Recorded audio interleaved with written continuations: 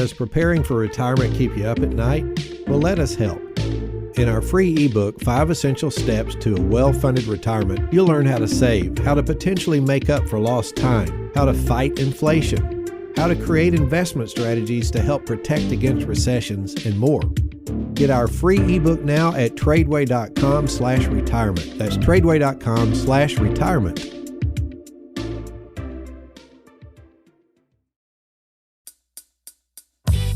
Hey guys, I'm David Mitchell, founder and CEO of TRADEway. What if God Himself gave you a blueprint for how to handle your money? Well, the Bible is a practical book. Let's dive in and see what it has to say about wealth, about risk, about leverage, and about investing, and uncover how trading in the stock market can be a powerful tool for moving towards your biggest goals. We're so happy you're here. This is The Word on Investing.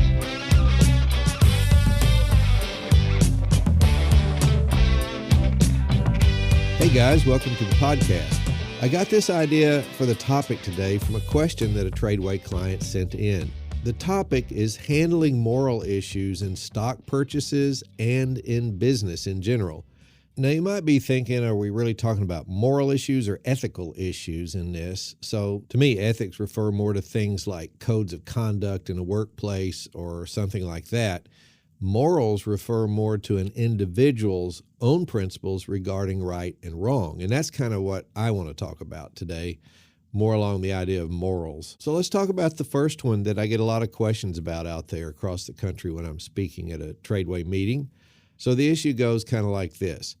When I buy a stock and make money, I'm causing someone else to lose money. If I win, they lose. This is a moral issue for me because I'm a Christian, and the scripture says a couple of things. First of all, in Matthew 7:12, it says, "Therefore all things whatsoever ye would that men should do to you, do you even so to them. For this is the law and the prophets."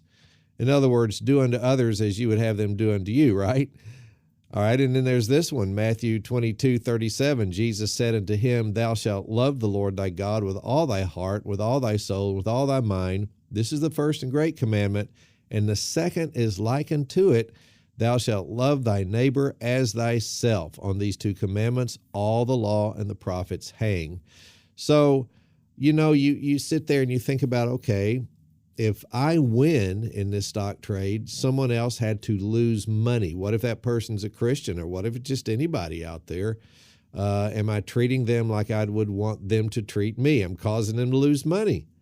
Is this a moral issue with you? Well, a lot of clients have that moral issue when they come to step 1, the very first beginning principles of stock trading, and maybe this thought crosses their mind. And a lot of times that's where I get this question and end up answering it right there in the class.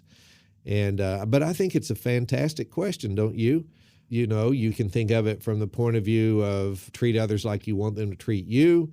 Or you could think of it from the point of view of the second great commandment that Jesus talked about, love your neighbor as yourself. It's kind of the same. Do you want to hurt yourself? Do you want to cause yourself to lose money? Then why would you want to cause someone else to lose money?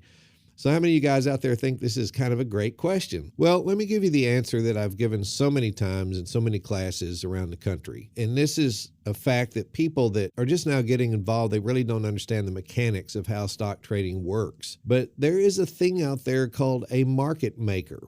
Now you think about it, when you're buying stocks, you're buying a stock in a public company that is publicly traded, and they're traded through stock exchanges that are kind of like warehouses that hold the stocks there, make them available for purchase.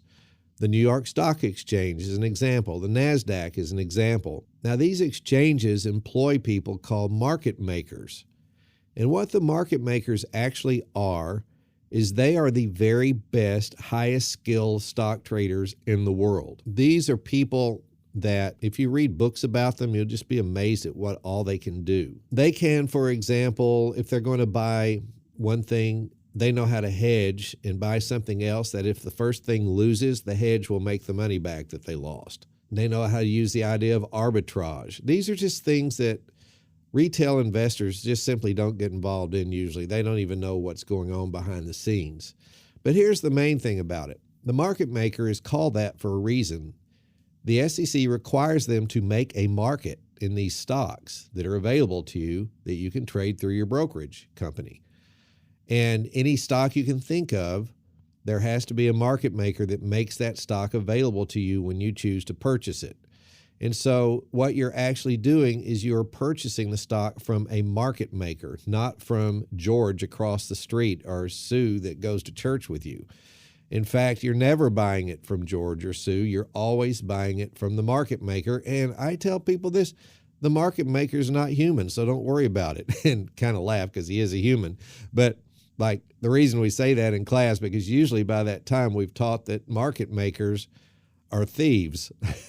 And they're really not thieves, but it feels like it sometimes because they can control this thing called the bid-ask spread, and they can make your stock more expensive in a nanosecond or less expensive. And if you don't know how to deal with that when you're buying the stock and when you're selling it, then you get in trouble. Of course, we teach all that at TRADEway. We teach you about the market maker, how to deal with the bid-ask spread, and how to manage all that properly. But, you know, the average person that comes into class at first, and maybe a lot of you guys that haven't thought this through, you think you're actually buying the stock from another person, and you're not. You're buying it from a professional called a market maker that you cannot beat. You cannot beat him. You can't hurt him. One of the reasons we teach not to ever do day trading is because when you day trade, you literally are competing against the market makers, and they are the greatest professional traders in the world. They will beat you over a period of a year or 3 years, and you're going to end up breaking even at best and probably losing money. People don't tell you that when they get online and teach you classes on day trading. Just skip that. Don't do it. There are many reasons. It won't get the math in your favor. TRADEway will show you how to get the math in your favor. Just extend that trade where it lasts more than a day. And by that, I mean the same business day. You don't want to get in a trade and out of the trade in the same business day unless you have to because some catastrophe happened and your play's just not going to work. You had to stop it out. That's different. But don't do it on purpose. Don't get in a play and out of the play in the same business day like day traders do because you won't win. You can't beat these market makers. Now, the other thing is, so we say they're not human because they're it's a joke. I mean, we call them thieves. That's kind of a joke too. They're not really thieves. They just do their business a certain way so that they can make money. Basically, the bid-ask spread is simply the bid is the wholesale price of any stock, and the ask is what you have to pay, the retail price, and they get to make the profit. That's okay. God says that's okay in the Bible even. So to making a profit, marking something up from wholesale to retail is always okay. So they're not really thieves. But if you don't know how to manage that, it'll cost you money. That's why we joke about it. So the main thing is you're not selling or buying to your neighbor or to any human or to any person in your church other than this market maker who's a human, but he's a professional that's going to beat you at it anyway. You understand what I'm saying? And you can't hurt him. And here's why. Because let's say that you're buying a stock because you've analyzed it perfectly, which is hard to do, right? But you've actually gone in there and looked at the fundamentals. They have great products. They have great management. And you've looked at the world news, and everything in the world is happy today. So the market tone is positive. It's in your favor. And you look at the chart, and the technical analysis shows you that this stock is bouncing up off support, and it's perfect buy point. I'm going to buy the stock. So you buy the stock. Now, why do you think that a professional, a person who is a market maker, is willing to be on the wrong side of that trade and sell you a stock that's about to go up? Think about that for a second. Why would he do that? Well, number one, he has to do it. By law, he's a market maker. He's got to provide the stock to you. But how can he do this and make money? How can he be on the wrong side of the trade? He is selling a stock when it's about to go up. He should be buying it. You're buying it, right? Well, there are a couple of reasons why he can do this and make money doing it. First of all, he makes money on every trade because he buys that stock at wholesale and he sells it to you at retail. So he made the bid-ask spread, which is profit. Now, I know that may only be 5 cents, 20 cents on some option trades, but you multiply that by billions of transactions, they are making tons of money just off that. Doesn't matter which way the stock goes. They made money already. You see that? Now, secondly, the brokers make a commission every time you buy or sell something. So there's money that's made, but here's the real reason is they can go in there and hedge. Like if they think that they're selling huge volumes of a stock to masses of people, including professionals who are buying it because it's going up, so they're on the wrong end of that trade, they'll go out and they will sell something to someone that's going down, and they make money off that because the other party is incorrect. I mean, they're buying something when the stock's about to go down. So now your market maker is actually unloading stock he wants to unload, or he can go out in the futures world, or he can go out in the currencies world, or he can go out in the commodities world and buy something that will make him money and be on the right side of those trades and offset that loss so that he gets to keep the profit on the bid-ask spread. I mean, they're geniuses. They can trade in all those markets. Most of us focus on one and become experts at one, like stock and options trading that TRADEway does and that you can do, but they do all those things, so you're not going to hurt them. So the idea that you're not treating another person well when you get on the right side of a trade is not correct, because the only person you're dealing with is the market maker. And I think that is a lovely thing to know, because I don't think I could trade stocks if that weren't true. And a lot of you couldn't either, because you don't want to be hurting people, but you're not. So isn't that nice? So let's put that one aside. That is not an issue. But now let's go to another question that I get a lot of times. It really is an issue. No matter how you look at it, it's an issue. So you just have to learn how to manage this issue if possible. And it goes like this. What about buying a stock where the company does something or makes something that you have a problem with as a Christian? Let's give an example. I myself don't like the whole idea of alcohol. Charlotte, my wife's father, died at the age of about 32 years old because he was an alcoholic. I had a grandfather that I loved dearly who was an alcoholic, and he died from cancer because of the alcohol and so forth, and smoking. All of those things came into play. So my wife and I simply just don't have anything to do with it. And that's not a biblical issue. That's a personal issue. The biblical issue on alcohol is more complex than that. That's beyond the scope of this. But let's just say you're a person who does have a problem with alcohol like me. You don't want to be involved with a company that sells alcoholic beverages. So let's just say, okay, are we going to buy stock in Anheuser-Busch or the Boston Beer Company, for example? Well, I'm not, but you might or you might not, right? But let me ask you a question that's a little more difficult than that. Would you buy stock in American Airlines or Delta? Because think about it. You can take this, if you take this to its extreme, you wouldn't be able to buy stock or actually buy and sell products and services from almost any company in the world if you want to take it to its extreme. Because American Airlines, every airplane I've ever been on, they sell booze, right? They sell it right there. So they're selling alcohol just like Anheuser-Busch, but I don't mind buying American Airlines stock. Now, you might mind buying American Airlines stock, see? So that might be you, and I might buy American Airlines and not buy Anheuser-Busch. You might say, I'm not buying either one of them, right? So it's a pretty big problem. Now, what about this? What if I can't buy stocks in these companies? Can I buy their products and services? There's another issue. And that issue might take us into another show, actually, because we may not have time to go there on this one, but it's something to think about. Now, this is kind of interesting. I'm going to come back to this issue in a second, but before we do that, I want to show you what a big problem this actually is. You can go out there and find an article. It's called The Big List of Anti-Religious / Unchristian Businesses, Celebrities, and Geographic Locations in the U.S. And this was written in April 23rd of 2016. It's called The Bible Blender, and I've got the URL there. But if you just search it in Google, you'll find it. Search that title. Okay, so The Big List of Anti-Religious / Unchristian Businesses. Just type that in, you'll find it. But it's interesting because listen to what a big problem this is. Obviously, I don't have time to sit here and read all of the companies that were on that list, but I'm going to read you some of them that I know you care about, companies where you probably do shop. One is Abercrombie and Fitch. Okay, so how many of you or your kids shop there?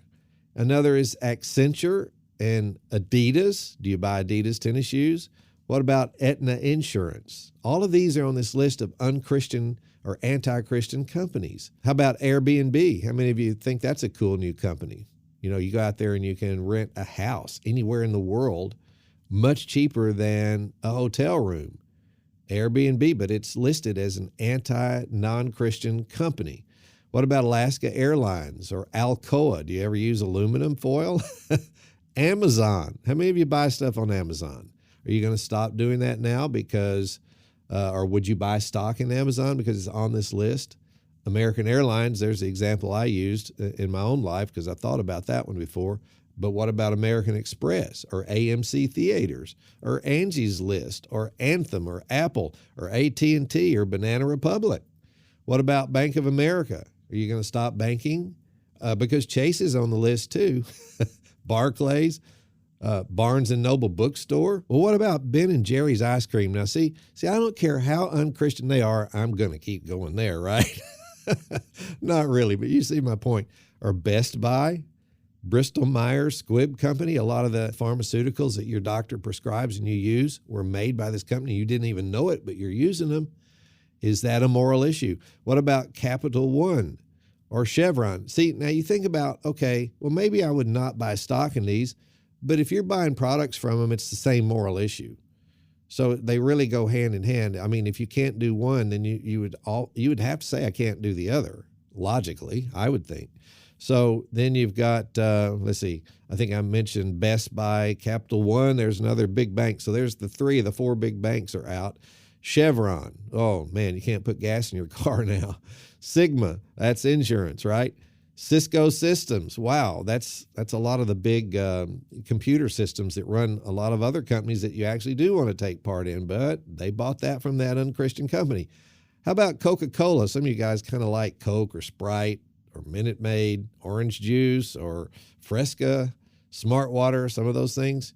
You'd have to stop buying those things if you feel that you can't buy stock in Coca-Cola. But you might genuinely feel that you can't buy stock in Coca-Cola. That's okay with me. I'm just pointing out that, I mean, it's vast. This list of things, of unchristian companies is vast. Colgate-Palmolive, their Winter toothpaste. CVS, now you can't, not only can you not buy the pharmaceutical because Bristol Myers Squibb is bad, but now CVS, the place you buy it from, is bad. What about Dropbox? That's a cool little thing that we use on our laptops a lot. You'd have to stop using it. You couldn't go to Duke University, and I'm not naming all the universities that are on this list, which is almost all the universities. And how about DuPont? No paint, okay? Eastman Kodak, eBay. Wow, eBay, I got to stop using eBay. Estee Lauder, there goes your perfume. Expedia, Facebook, Fast Signs, Gap. How about General Electric? How about General Mills? Now I can't even buy Fig Newtons, right? Goldman Sachs, well, we can't even trade stocks now. That's bad. Google, Groupon, Johnson & Johnson, JP Morgan Chase, already mentioned that one. Kellogg Company, can you even think about that? No more Pop-Tarts, no more Pringles. Ugh. Wow, it's tough to be a Christian, isn't it? Ugh. Okay, Kimberly-Clark. Man, they've got all kinds of things. I can't even use my Kleenex anymore. Kraft Foods are out. Levi Strauss is out. Marriott Hotels are out. Okay, now you might not realize this, but Marriott owns almost every other hotel. They own Renaissance, they own Courtyard by Marriott, they own Fairfield Inn, Spring Hill Inn, Suites, Town Place Suites, etc. So you have a hard time finding a place to stay if you're on a road trip. And McGraw-Hill, there goes your books. Microsoft Corporation, there went your laptop. Nike, there goes your shoes. Nordstrom's, Northrop Grumman, there goes the defense of the United States. I mean, are you going to buy stock in that company? Well, it's a non-Christian or anti-Christian company. Office Depot, Oracle, PayPal, Pepsi, Procter & Gamble, Prudential Financial, Qualcomm, Salesforce, one of the hottest stocks out there. You wouldn't be able to buy that one. Sears, Staples, Starbucks, there went your coffee. Target Corporation, Verizon, now you can't use your smartphone. Viacom, now you can't watch TV. Walt Disney, no more movies. Warner Brothers, no more movies. Wells Fargo, there went the fourth big bank. Now you can do no banking, right? Xerox Company, Yelp, Zillow, Zynga, and on and on. So now we're supposed to be talking about, would you buy stock in those companies? And you might say, well, some of those, yeah, I'd buy stock, but are you going to stop buying products from them? Because it's the same thing morally. All right, so now how do we handle or manage these moral issues? Well, I think we're going to get some help from the scripture on this, but let me just give you a thought. I personally wouldn't buy Anheuser-Busch stock just because I don't feel like buying stock in a beer company. I mean, even if the Bible doesn't say you never drink alcohol, I just don't want to support them. So I'm not going to buy stock in there, but I would buy American Airlines. But you may not, right? So let me give you just one thought here. How about this? When Charlotte and I were raising our kids, we had 2 litters, right? We had 3 kids, and they got up around almost to junior high, and then we had a surprise baby. And then we had one on purpose to go with him. So we have 5 kids. They're all grown now. They all work with us in our businesses, and it's delightful because that way we get to see our grandbabies a lot and get to work with our kids. And we really praise the Lord for that. Nothing better than the idea of the family business, which we may talk a little bit about in the next episode, having to do with this very topic here.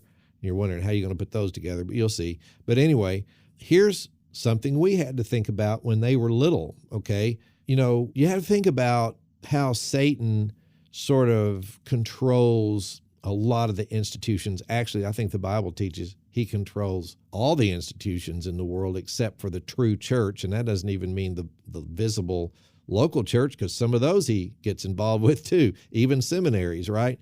So he's the little g God of this world. And so he will support ungodly people that don't know the Lord and help them make so much money that people and companies like this control Hollywood, they control the music industry, they control nearly all the universities in our country and in the world, and on and on. Now, that's one reason TRADEway exists. We want to help to potentially create a whole bunch of godly millionaires, because God uses money as a tool and uses us to work with him in his family business and to be salt and light to this world. So if we had more Christian millionaires, maybe we could control some of the music industry, some of Hollywood, etc. Some of that's happening, by the way, now.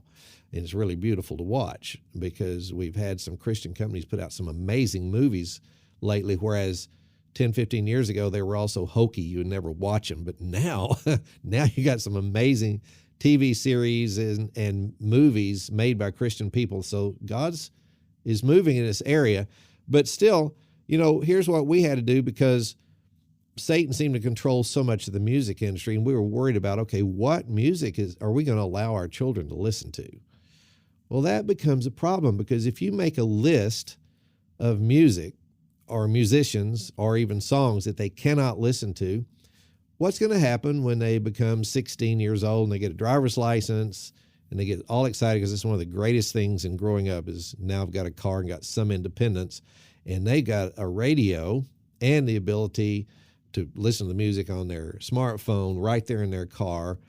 Do you really think they're going to take your list with them of music they can't listen to? It just won't work. So we thought that through, and we decided to not do that.